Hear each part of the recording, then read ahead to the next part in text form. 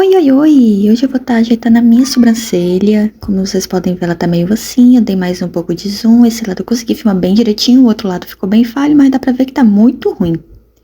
Então eu vou ajeitar elas e vou estar filmando. Peguei a pinça e vamos lá. Não tem muito o que fazer, não tinha nem onde apoiar o celular. Então foi desse jeito mesmo. Eu fui tirando. Com esse ângulo lindo e maravilhoso, mas é o que a gente tem. E é isso. E aí já foi um lado, comparação do outro, já tava achando razoavelmente bom. Bem melhor do que antes já. Aí eu dei uma aproximada, deu pra ver que tá um pouquinho mais vermelhado, da onde eu tirei, porque enfim, machuca, né? Dói muito. E fui fazer o outro lado. O outro lado eu esqueci de filmar, então eu peguei o vídeo anterior e só espelhei e fingi que eu tô fazendo uma nova coisa e é isso.